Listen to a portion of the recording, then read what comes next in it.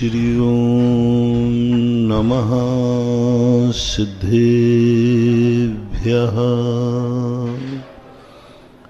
जय श्री ओम नमः सिद्धेभ्यः। सर्वमंगलमांगल्यम्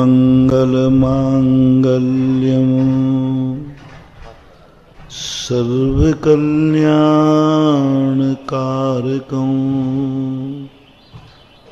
प्रधानं सर्वधर्माणां जैनं जयतु शासनं जैनं जयतु शासनं। पंच परमेष्टि भगवान की आचार्य श्री गुरुवर कुंद कुंद महाराज की आचार्य श्री गुरुवर विद्यासागर महाराज की जगत पूजन निर्यापक श्रीमान तीस चक्रवर्ती मुनि पुंगसी सुधा सागर जी महामुनि राज जी की। एक बात को थोड़ा शेयर करना। आप लोगों की सबकी शादियां हुई हैं कि नहीं? झूठ मत बोलना।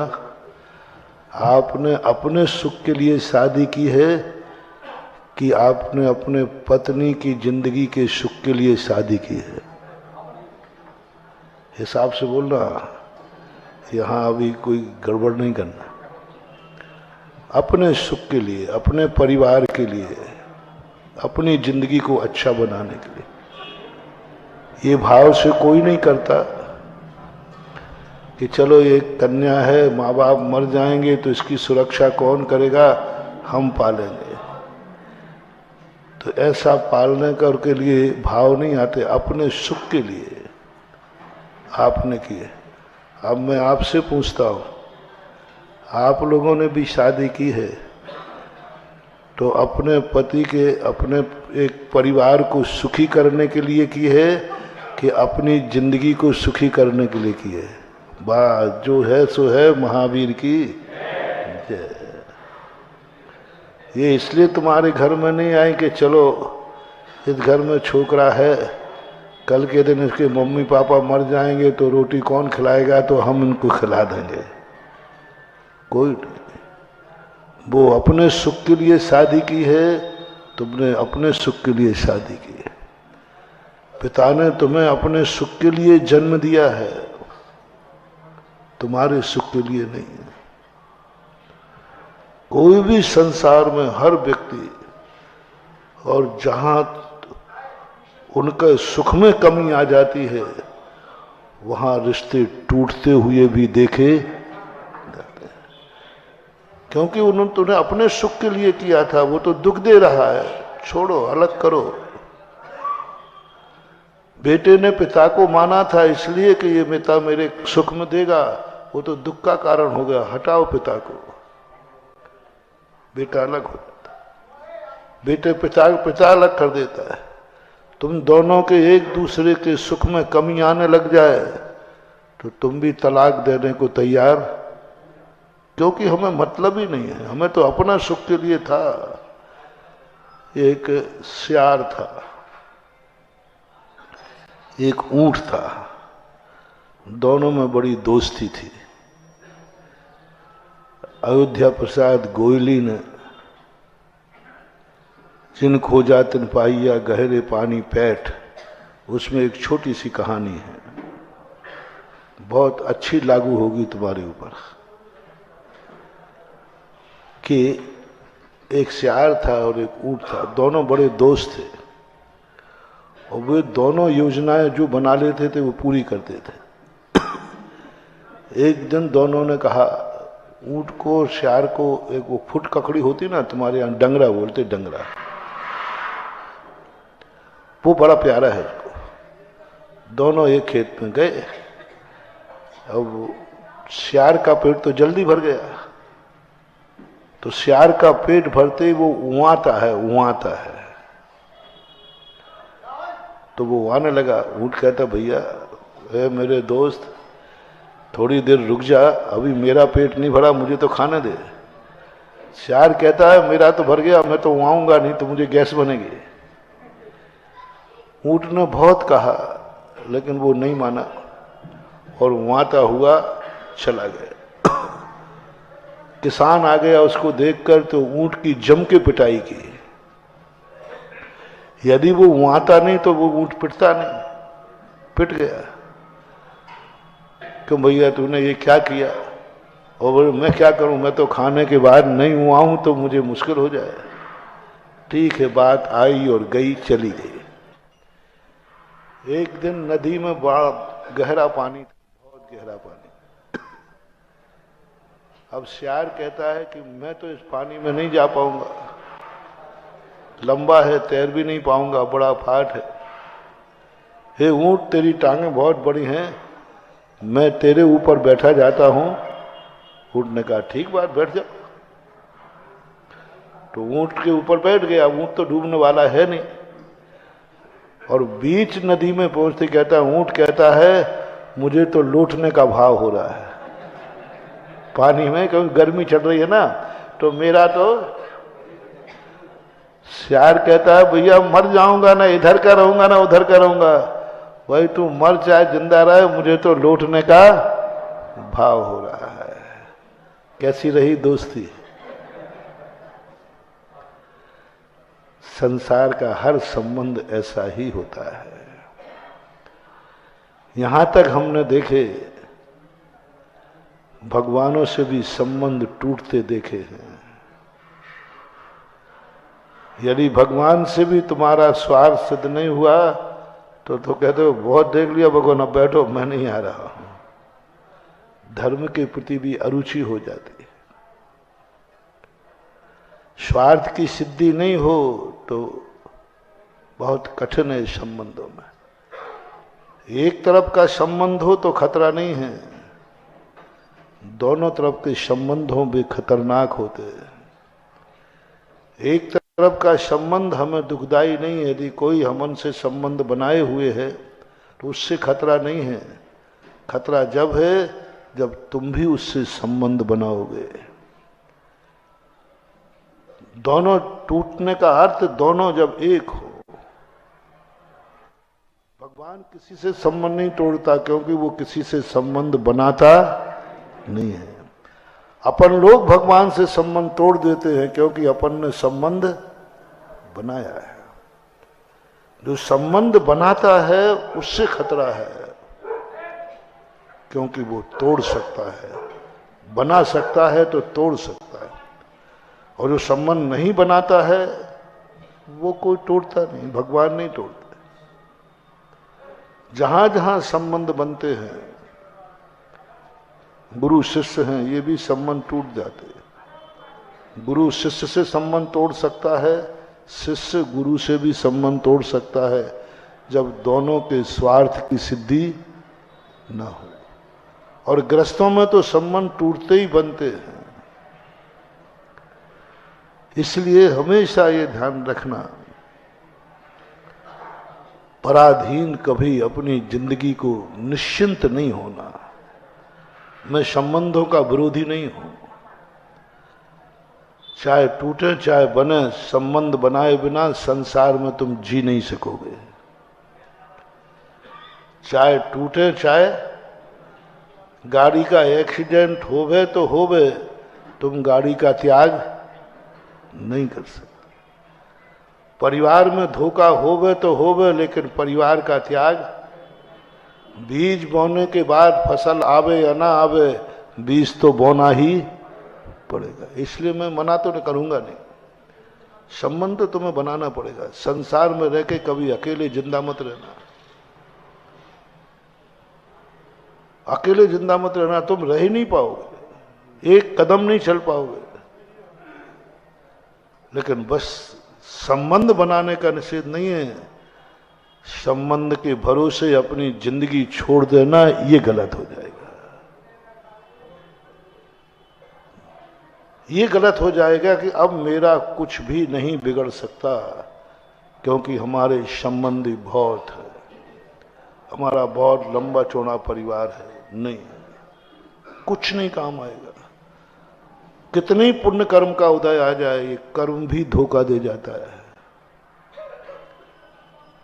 बहुत पुण्य का उदय था, कल बताया था हमने, लेकिन वो पुण्य भी धोखा दे गया। पुण्य भी एक क्षण में पलट जाता है। कब पुण्य पाप में बदल जाए और कब पाप पुण्य में बदल जाए, हर क्षण सावधान रहना। यह क्षण मेरे पाप का है तो मत दुखी हो, इसके पीछे पुण्य छुपा हुआ है।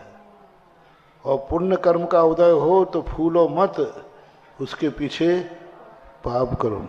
पुण्य पाप फल माई हरख बिलखो, मत भाई यह पुद्गल पर जाए उपज बिन से थिर नहीं। एक लोटा पानी में राजा को गडरिया बन के देखा है, याद है?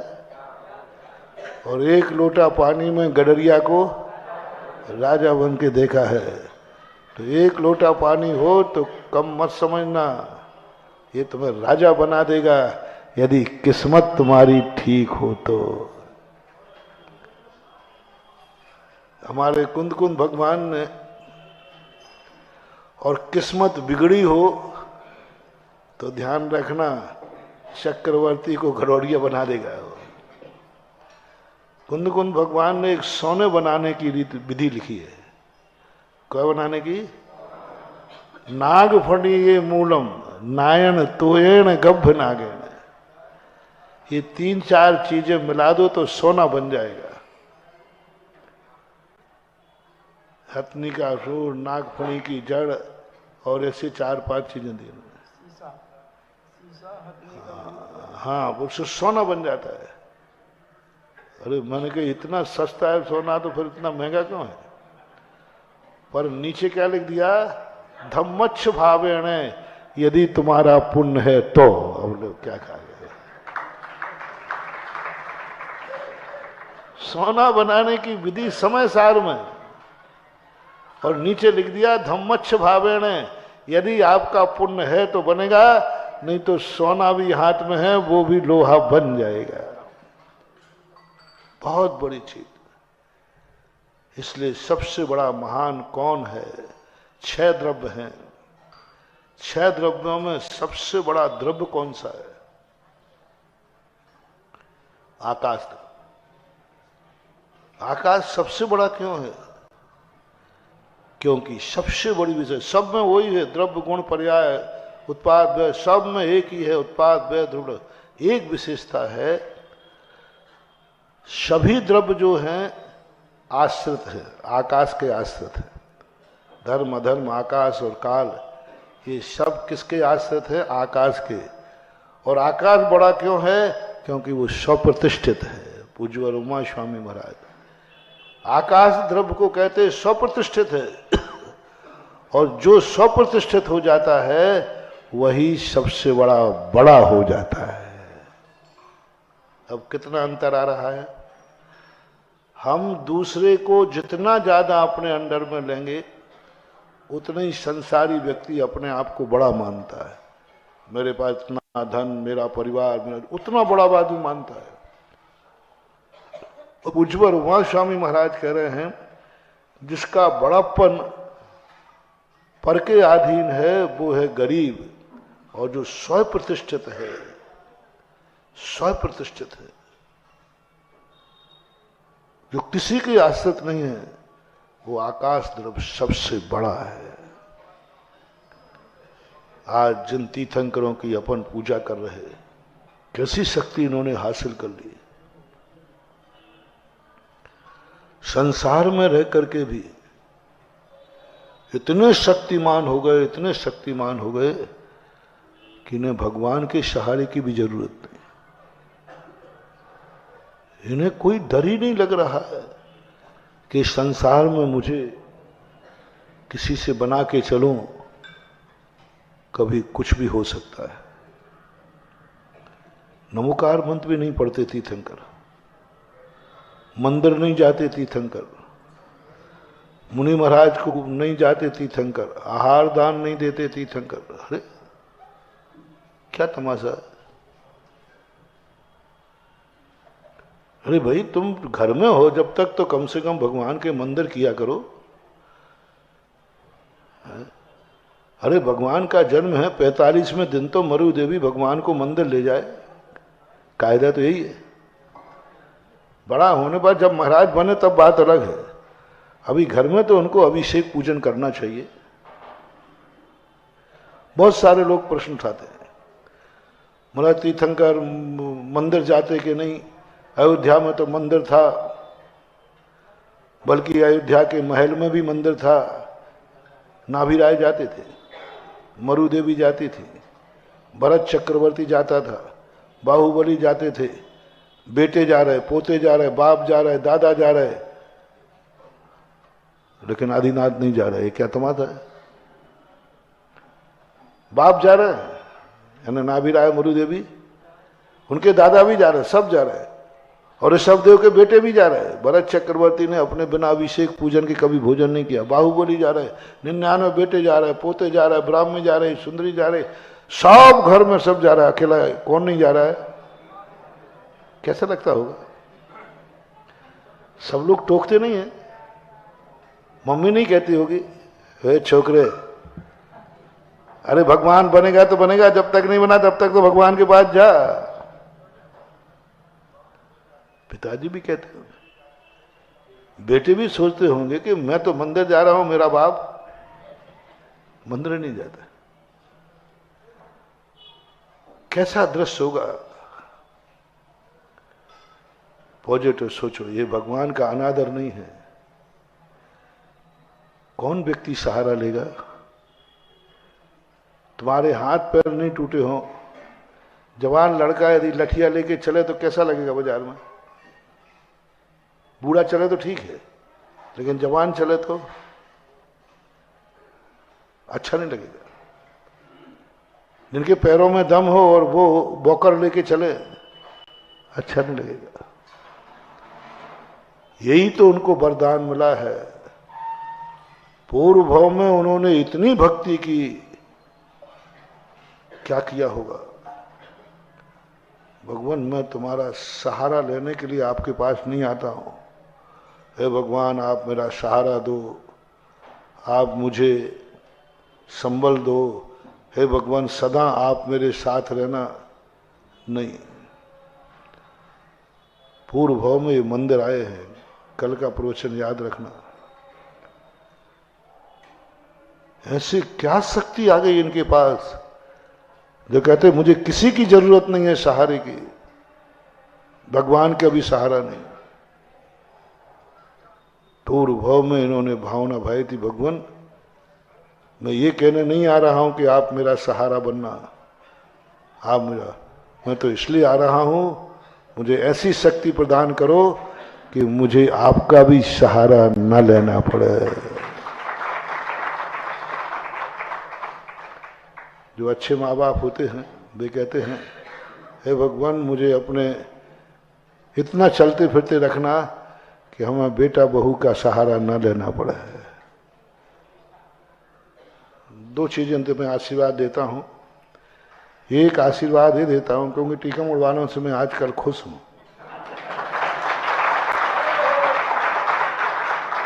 और आदिनाथ जयंती पर एक सहारा दे रहा हूं तुम्हें। एक कि मैं आशीर्वाद देता हूं तुम्हारा बेटा बहू बुढ़ापे में जिंदगी भर तुम्हारा सहारा देंगे। अभी आशीर्वाद दिया नहीं है। एक वो आशीर्वाद दे रहा हूं कि तुम जाओ, मेरा आशीर्वाद है, तुम्हें किसी के सहारे की जरूरत नहीं पड़ेगी। दोनों में से कौन सा श्रेष्ठ है? दूसरा वाला ना। बस महानुभाव, इसको मंत्र बना लो जिंदगी की। मत सोचो कि मेरा बेटा बहू सहारा दे दे, ये सोचो कि प्रभु मुझे सहारे की। मत सोचो कि मैं जब बीमार हूं तो दवाई मिल जाए, सोचो यह है कि भगवान, एक व्यक्ति ने नियम लिया कि प्रतिदिन मैं बीमार व्यक्ति को दवाई देकर ही भोजन करूंगा। किसी ना किसी बीमार व्यक्ति को दवाई दूंगा, दवाई दे करके ही भोजन करूंगा। नियम चलता रहा, कोई ना कोई बीमार रहता ही है, कोई ना कोई परेशान रहता ही है, कुछ ना कुछ मैं करूंगा। उसकी तपस्या, उसके इस नियम का प्रभाव ये हुआ कि एक दिन उस नगर में कोई बीमारी नहीं है। अब वो दवाई लेके घूम रहा है, भैया कोई बीमार हो तो बताओ, मैं दवाई दे सकता हूं, बताओ बीमार, पैसा नहीं हो तो मैं करा दूंगा, जो कहो दवाई, कोई बीमार हो तो बताओ। अब कोई बीमार नहीं, और उसने नियम क्या लिया था, दवाई देकर ही भोजन। अब कैसे क्या करे, दवाई तो आज कोई ले ही नहीं रहा, और दवाई देकर के भोजन करना है। आज तो भूखों मरना पड़ेगा। और कल भी कोई ने नहीं लिया तो वो घबरा गया, वो पहुंचा, महाराज जी अब बोलो, नियम तोड़ूं या भूखा मरूं? क्या हो गया बेटा? अरे महाराज मैंने नियम लिया था दवाई दे करके ही भोजन करूंगा, और आज तो कोई भी टीकमगढ़ में बीमारी नहीं है। या तो मैं भूखा मरूं, नहीं तो गुरुजी किसी को बीमार करो, क्योंकि दवाई कौन लेगा भैया बताओ? और नहीं लेता है तो मैं भूखा मरूंगा। कैसा रहा नियम? अब उल्टी भावना हो रही है, भगवान को एक आध तो बीमार बनाए रखना जिससे। ओह, महाराज ने कहा बेटा जो तूने नियम लिया था आज उसका फल है। बीमार करके दवाई देना ये कोई मार्ग नहीं है, सबसे अच्छा मार्ग है कोई हमारा बीमार होवे ही नहीं। दवाई बांटने वालों ये मत सोचो कि बीमार हो जाए, हे कहो हे भगवान मुझे किसी को दवाई देना ही, सब स्वस्थ रहें, कोई बीमार होवे ही नहीं। तुम ये भावना मत भाओ कि भगवान हमें जब भूख लगे। जैन दर्शन गजब का दर्शन है। सारी दुनिया के मैंने पढ़े दर्शनों को पढ़ा विचार, सब ये कहता है भगवान अन्नदाता, बस और कुछ देना या नहीं देना, हे भगवान 2 रोटियां पेट के लिए जरूर देते रहे। सबने रोटियां मांगी, सबने प्यास लगने पर पानी मांगा, बीमार लगने पर दवाई मांगी, सब मांगते, इच्छाओं की पूर्ति के लिए सब मांगते। लेकिन जैन दर्शन का श्रावक मुनि महाराज की तो बात आगे, उसने भगवान के पास रोटी नहीं मांगी कि भगवान ऐसा आशीर्वाद दो जिंदगी में कभी भूखा नहीं सोना पड़े। क्या गजब है। क्या कहता है जैनी, भगवान रोटी नहीं चाहिए, क्षुधा रोग विनाशनाय नैवेद्यम निरुपामते। तुम मुझे रोटियां दे दो, इस पर मुझे खुश नहीं हूं, मैं खुश नहीं हूं। मैं तो चाहता हूं क्षुधा रोग विनाशनाय नैवेद्यम, तृषा रोग विनाशनाय नैवेद्यम जलम निरुपम, सब उसी का विनाश कर। मुझे जन्म नहीं चाहिए भगवान, अच्छे स्थान पे जन्म देना नहीं, जन्म जरा मृत्यु। सारी दुनिया में इच्छा पूर्ति कहा, है भगवान कम से कम इतना हो जाए कि काम की पूर्ति के लिए सब माँ बाप भी चाहते मेरा बेटा शादी विवाह हो जाए, तुम भी चाहते शादी विवाह हो जाए। जैनी श्रावक भगवान से नहीं मांगता भगवान मेरी शादी हो जाए, जैन श्राविका नहीं मांगती है कि मेरी शादी हो जाए, भाव भी नहीं करेगा। सम्यक दृष्टि भगवान के सामने आते ये नहीं करेगा कि मेरी शादी हो जाए, वो तो क्या कहेगा, ताम बाण विध्वसनाय पुष्पम निरुपामती स्वाहा। ये विकार भाव ही खत्म हो जाए ना, भगवान काहे को चक्कर में पड़ो। इन विकार काम का रोग होता है तो स्त्री चाहिए, स्त्री को पुरुष चाहिए, दुनिया भर की झंझटें है, भगवान बुद्धि दे दो कि ये विकार भाव ही मेरे मन में काम बाण विध्वंसनाय पुष्पम निरुपामती ये है जैन दर्शन। जैन दर्शन कहता है बीमार करके दवाई मत बांटो, भावना ऐसी भाव के कोई बीमार ही न हो। इसलिए दोनों में से एक आशीर्वाद, बुढ़ापे में आपके बेटा बहू आपका साथ देंगे, सहारा बनेंगे। और एक शक्ति है तुम्हारे लिए देता हूं, तुम्हें सहारे की जरूरत ही नहीं पड़ेगी। इन दोनों में से श्रेष्ठ क्या है? सहारे की जरूरत। ये तीर्थंकरों ने किया, हे भगवान के पास गए। उद्दंड मत समझना इनको, इतनी भक्ति की है इन्होंने, इतनी भक्ति की है। उनको ऐसा सुंदर रूप मिला, भक्ति सुंदर रूपम, इतना सुंदर रूप मिला कि मानतुंग आचार्य जैसे कहते हैं, भगवान क्या है आपका रूप? यही शांत राग रुचि भी परमाणु विस्तम निर्मापितस्त्र भुवनैक तावंत एव खरुते प्रणवा पृथिव्याम यत्ते समानमपरम नहीं। कैसी अलौकिक। इंद्राणी जब जन्म पर्वत पर भगवान का मार्जन कर रही है तो देर हो रही, तो स्वधर्म ने कहा भाई देर मत करो, वहां मां की निद्रा खुल जाएगी, जल्दी चलो। तो बोले मैं क्या करूं, ये बालक के गालों पर ये पानी की बूंदें चमक रही, ये तो सूख ही नहीं रही। पहुंच पहुंच करके इसके गाल लाल कर दिए। लेकिन ये स्वधर्म कहता है, अरे बावली ये पानी की बूंदें नहीं है, तेरे आभूषणों में जड़े हुए जो डायमंड है ना, उसकी छाया पड़ रही है। ऐसा रूप बिना भक्ति के नहीं मिलेगा महानुभाव, बिना भक्ति के मिल ही। उन्होंने मुनियों की बड़ी सेवा की है, बैया वृत्ति की है।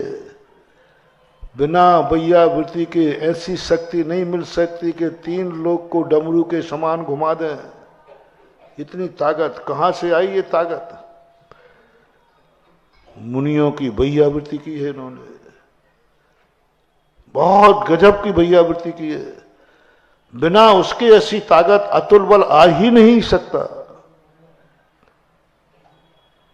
सब कर दिया, पर भावना क्या भाई? बस भगवान एक वरदान दे दो, इतना समर्थ बन जाऊं मैं कि मैं तुम्हारा भी सहारा न लेना पड़े। इतनी शक्ति मेरे में प्रकट हो जाए कि मुझे किसी सहारे की जरूरत ही नहीं पड़े। बेसहारा की शक्ति पाने के लिए मंदिर आना चाहिए। तुम आते हो भिखारी बन गए, मिले माए शक्ति बढ़े। दवाई लेने के लिए मत आओ, निरोग होने के लिए आओ।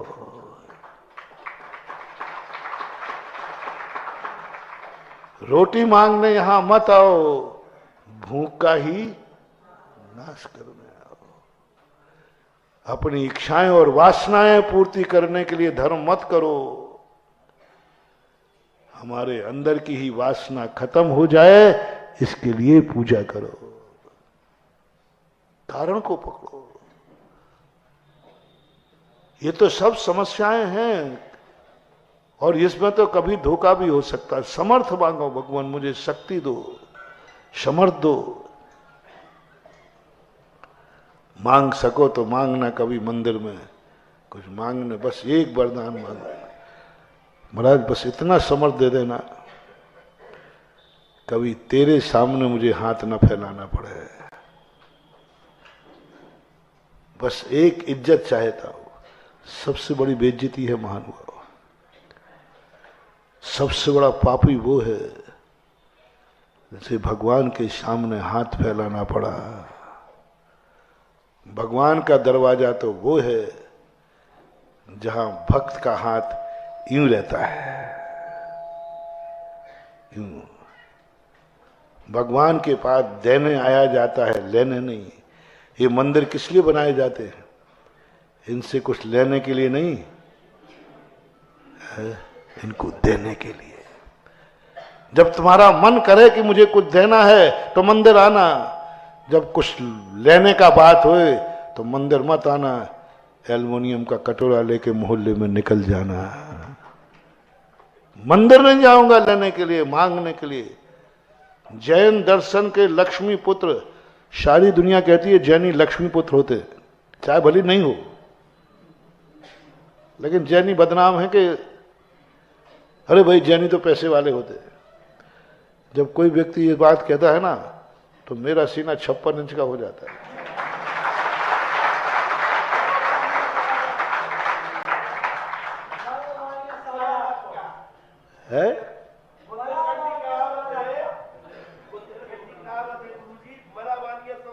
मरा बानिया 1.25 लाख का, जिंदा की तो कोई कीमत ही नहीं। बहुत बहुत गर्व होता है। मालूम किसका है ये चमत्कार? किसका है ये चमत्कार? है कि मंदिर में, एक मंदिर ऐसा है दुनिया में जहां लोग आकर के चढ़ाते तो हैं लेकिन यहां से कुछ भी ले नहीं जाते। कुछ ऐसे लोग हैं जो भगवान के सामने लेके ही नहीं जाते, ऐसे ही आते हैं। ऐसे उनकी भगवान के यहां भक्ति करने का तरीका यूं है। मैंने पूछा एक बार, मैंने कहा ऐसे क्यों आते? महाराज जी आप समझो, इसलिए आते हैं यदि मैं कुछ लेके आऊंगा तो मेरा भगवान सोचेगा इसके पास तो अभी है, तो वो कुछ देगा ही नहीं। इसलिए हम खाली आते हैं जिससे वो दया करे, अरे इसके पास तो है ही नहीं। तुम्हारा भगवान इतना बुद्धू है, इसको पता नहीं कि पीछे क्या रखा है, ये तिजोरी सब छोड़ के आया। लेकिन करते हैं लोग भगवान के सामने बहुत नाटक है, महाराज हमारे पास कुछ है ही नहीं। ये आदत थोड़ी बनियों में भी धीरे धीरे आ रही है, कुछ है ही नहीं, खाली हाथ जाते भगवान के पास। जिससे भगवान को, भगवान अंतर्यामी है रे, वो तेरे हाथ भी देख रहा है और तेरी तिजोरी भी। जैसे वो डॉक्टर आता ना, डॉक्टर, मरीज शांत पड़ा रहता है और जैसे ही डॉक्टर के आने की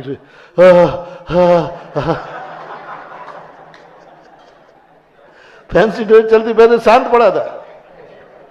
ऐसे ही तुम भगवान को देख कर खा रहे, भगवान अपने पास तो कुछ है ही नहीं।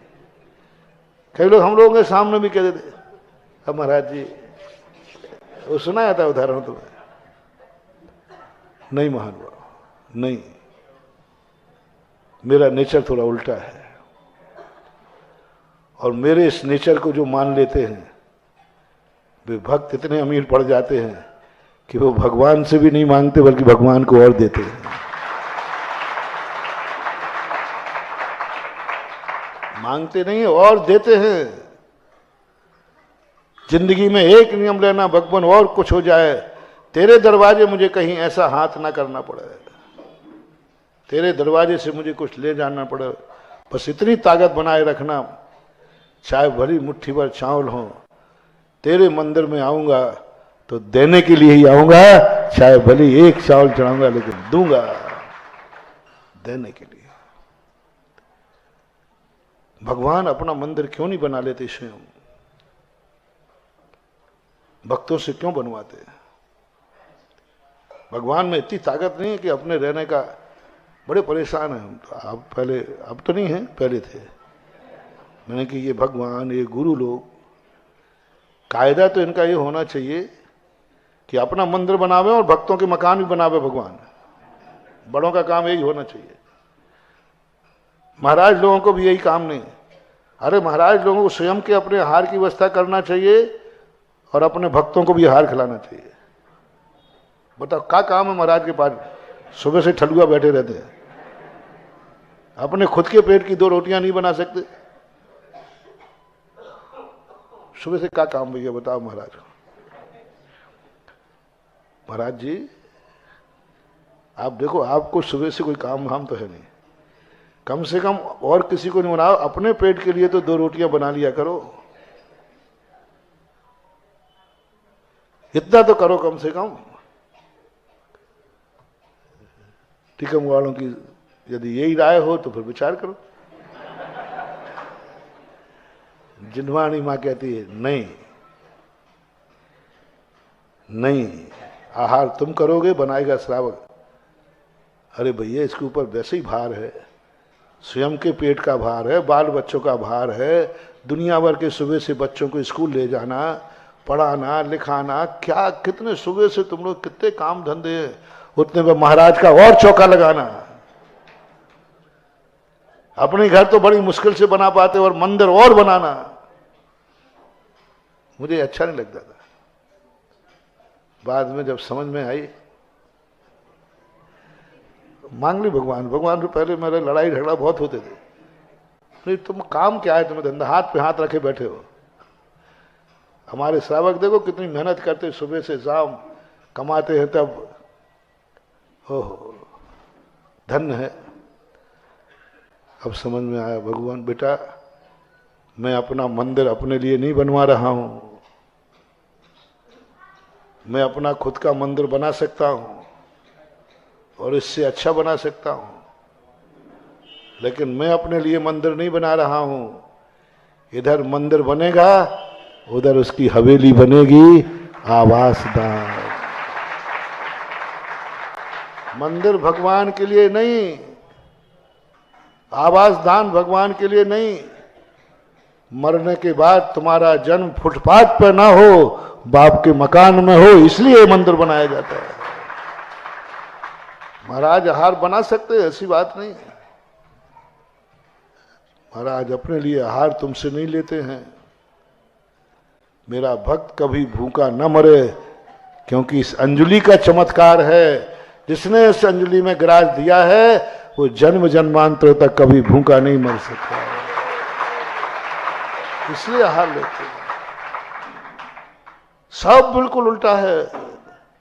इसलिए महानुभाव एक ही प्रार्थना करना, भगवान बस ऐसे कोई पाप कर्म का उदय ना आ जाए कि मुझे तेरे सामने यूं करना पड़े। जब भी मैं मंदिर आऊं बस यूं करो, मुट्ठी बंदी लेके आना।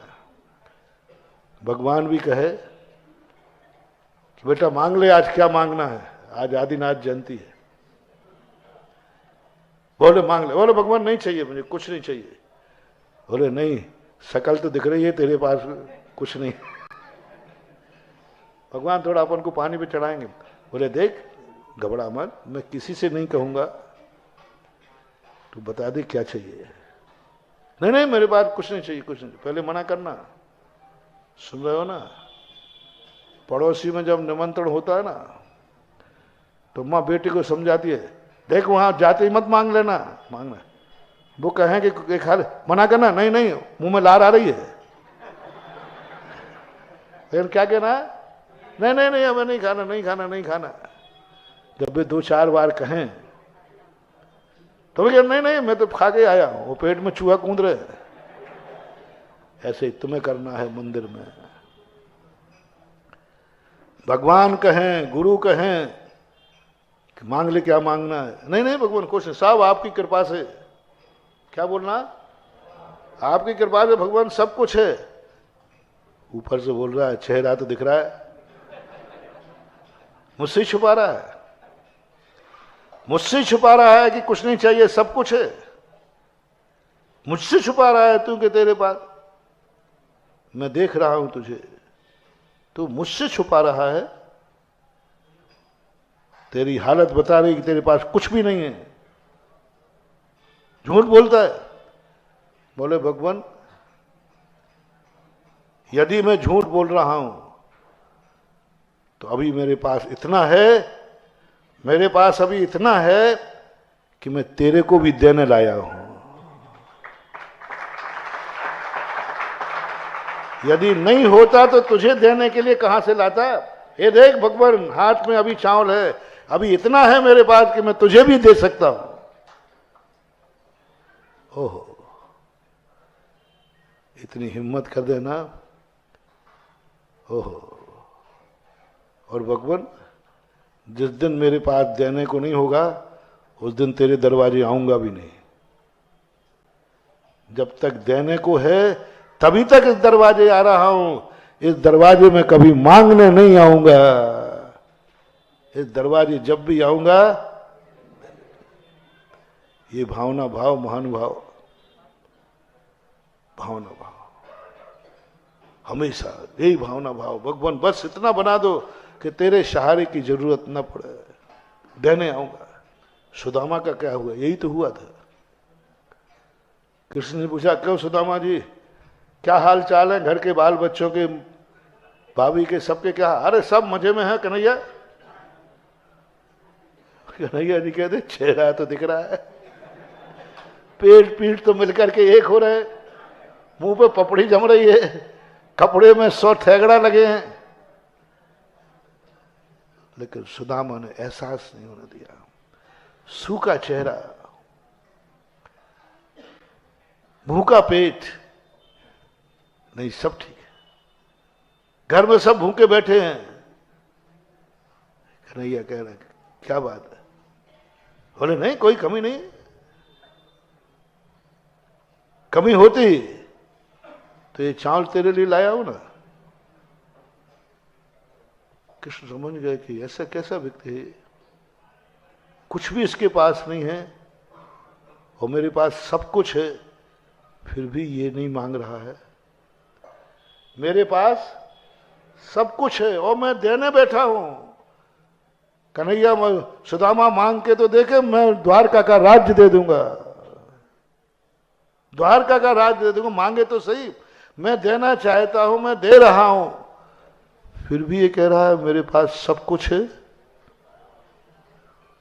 बस उसी समय सिद्धि होती है। कृष्ण जी सुदामा का घर भर देते हैं। और तुम मांगोगे, क्या मांगोगे? तुम, मुझे मालूम है। भूखा क्या मांगेगा? प्यासा क्या मांगेगा? अरे बड़े आदमी के मांगना नहीं, बड़ा आदमी जब भी देगा तो दोनों हाथ से उलीच करके देगा। तुम अपनी मांग कर लोगे तो 2 रोटी मिलेंगी और बिना मांगे मिलेगा। वो कहते ना, बिन मांगे मोती मिले, मांगे मिले न भीख। अरे जिनेन देव का दरवाजा है, अमीर बन के आ, गरीब बन करके नहीं। मुनिराज को बुलाना है, हाँ बुलाना है। महाराज आ जाएंगे तो पैसा आ जाएगा, क्योंकि महाराज के बड़े बड़े सेठ हैं। मत बुलाना रे महाराज को। महाराज से कुछ लेने के लिए, महाराज के आने के बाद तुम्हें कुछ पाने का भाव आवे तो महानुभाव किसी महाराज को मत बुलाना, खास तौर से मुझे तो बुलाना ही मत, क्योंकि मैं तुम्हारी इच्छाएं पूरी नहीं कर पाऊंगा। मैंने एक दिन उदाहरण भी दिया था। तुम महाराज को बुलाना, क्यों बुलाना चाहते हो? मेरा मन कर रहा महाराज आ जाए तो मुझे अपना धन कुछ खर्च करना है, चतुर्मास कराना है, क्योंकि हमें कुछ खर्च करना है, मुझे कुछ देना है। और मैं चाहता हूं कि मैं दूं तो गुरु के चरणों में दूं, खाली नहीं दूं। बस देने का भाव है। देने के लिए महाराज को बुलाओ, मुझे कुछ देना चाहता हूं, लेने के लिए नहीं। घर में मुनिराज को बुलाओ, पाने के लिए नहीं। क्या करने के लिए? बस मुझे तो महाराज को हार दान देना है, बदले में क्या चाहिए? नहीं नहीं कुछ नहीं चाहिए ही नहीं, मुझे तो देना है। ऐसे ही गुरु के पास कुछ लेने मत आया करो रे। यहां तक कहां जा रहे हो? आशीर्वाद लेने। भिखारी कहीं का आ गया आशीर्वाद। मैं थोड़ा बोलता ही ऐसे, उसमें क्या रुक गया। आशीर्वाद लेने के नाम पर तो इस दरवाजे में आना ही मत। कहां जा रहे हो आशीर्वाद लेने? ये ऊपर ऊपर कह देना, क्या करना। देखो अभी आशीर्वाद लेते ही तुमने कहा कहां जा रहे हो? महाराज का आशीर्वाद लेने। हाँ, आप लोग बहुत कलाकार हो। एक बार कहाँ जा रहे, अरे महाराज जी आए हैं तो वो हमें पहचानते, महाराज के पास बैठने जा रहा हूँ। एक बार ऐसा हुआ, एक वो कम मुनियों को मानता नहीं था, लेकिन वो कमेटी में पड़ गया तो जाना पड़ा। तो कहाँ आ जा, अरे महाराज जी मैं महाराज जी के पास बैठ के आ रहा हूँ। मैंने सुन लिया, अब मैं तो अब इतना बुंदेलखंड के तो जानते ही हूँ मैं कि बैठने तो किसी के पास कब जाया जाता है। तो मैंने कहा ये तो बैठ गया, हम बैठने आया था, तो मैं तो जिंदा हूं। हमारे साथ में एक एलक जी थे, निशंक सागर जी, तो वो थोड़े अस्वस्थ थे। तो मैंने कहा वो तो नहीं चले गए कहीं ऊपर। मैंने उनके कमरे में दिखाया तो वो तो बढ़िया बैठे थे। अब मैंने उसको बुलाया, मैंने उसको बुलाया, जब मेरे यहां कोई मरा नहीं है तो तू बैठ के कैसे गया? अब बताओ भैया तुम्हें कितना, यदि तुम्हारे घर में कोई यूं पहुंच जाए कैसे बता दे भैया मैं आपके यहाँ बैठने आया हूं, तो आप क्या समझो, अच्छा लगेगा कि बुरा? तो मुझे बुरा लगा। मैंने कहा भैया मैं जिंदा बैठा हूं, हमारे यहाँ कोई मरा नहीं, तू बैठ कैसे गया? यही होता है, बैठने नहीं जाना है महानुभाव। बैठने जाया जाता है दुर्भागी के यहां, पुण्यहीन के यहां, जिसके पाप कर्म का उदय आ गया, कोई मर गया तो बैठने जाना पड़ता है। नहीं, मैं तो अवभाग्य मान के गया था, दर्शन करने गया था। कहां से आ रहे हो? भाग्यशाली, सौभाग्यशाली बन के आ रहा हो, सौभाग्यशाली बन के आ रहा है, ऐसे ही नहीं आ रहा हो, ऐसे ही नहीं हमारा जाना हो रहा, दर्शन करने आ रहा हो, आशीर्वाद लेने नहीं। कोई पूछे कहां जा रहे हो, लेने नहीं, लेने नहीं, क्या कहना, धोख देने जा रहा हूं, नमोस्तु करने जा रहा हूं। धोख देना है, आशीर्वाद तो भेंट में मिलेगा। धोख देना है, धोख देने जाओ, आप देख रहे चमत्कार बदल जाएगा। धोख देने आता है वो जैनी है, और आशीर्वाद लेने आता है वो बनिया है। क्योंकि बनिया में देने तो बनता नहीं, उसके प्राण निकलते हैं। एक व्यक्ति था, टीकमगढ़ का ही होगा, बहुत कंजूस, वो एक कुएं में गिर गया। ये पुराना टीकमगढ़ की बात कर रहा हूं, अभी नए टीकमगढ़ की नहीं। अब तो नए में तो कोई बात नहीं, अब तो सब समझ गए, 1 महीने में सारे सुधर गए। लेकिन कुछ तो होंगे, अभी कुछ होंगे, पूरे तो नहीं सुधरे होंगे। कुएं में गिरते ही, अब वो सब लोग कहें, कुआं ज्यादा गहरा नहीं था, लेकिन सीढ़ियां मीडिया नहीं थी। उनका, अरे भैया तू मेरा ले हाथ दे दे, मैं तुझे पर देने के हाथ, वो हाथ पीछे कर ले। सब थक गए, ये तो मर जाएगा, 2 दिन 3 दिन हो गए पड़े हुए। एक संत के पास गए, बोले महाराज जी वो कुएं में गिर गया फलाना सेठ, उससे तो तुम लोग निकालो ना। उससे कहता हूं भैया तोरा हाथ दे दे, तो वो देते ही नहीं है। कौन सेठ है? वो नाम आप लोग सेट कर लेना। क्या कहते हो तुम लोग? अरे भाई तू हाथ दे दे, मैं निकाल लूं। ओहो, मरवा डालोगे तुम उसको। हाथ देने की बात करते हो तुम लोग। वो मर जाएगा लेकिन हाथ भी नहीं देगा वो, तो फिर क्या करूं?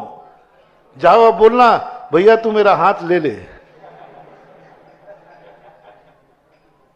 तू हाथ दे दे, मर जाएगा, हाथ ले ले।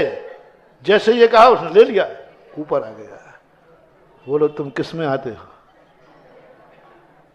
देने के नाम पर तो प्राण निकले, हाथ भी नहीं दे, मरे तो मर जाए, चमड़ी जाए पर, और लेने के नाम पर नहीं, देने के नाम पर तैयार हो जाओ।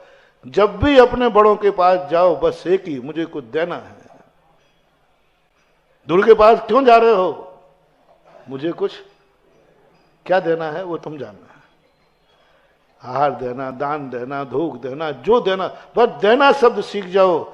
जब भी बड़ों के पास जा रहा हूं, आपको वो शब्द बोलना है जिसमें देना शब्द आवे, देना शब्द आवे, चढ़ाना शब्द आवे। कहां जा रहे हो? अष्ट द्रव्य चढ़ाने के लिए जा रहा हूं, जल चढ़ाने के लिए जा रहा हूं, चंदन बस चढ़ाने के लिए जा रहा हूं। चढ़ाना देना एक ही है, बस देने का मन बना है। देखना मजा आ जाएगा। देने जा रहा हूं, भगवान के दरबार में देने जा रहा हूं, गुरु के दरबार देना। गुरु के पास जब आओ तब कोई ना कोई कुछ देना है हमें, बस आज इसलिए मैं गुरु के पास जा रहा हूं।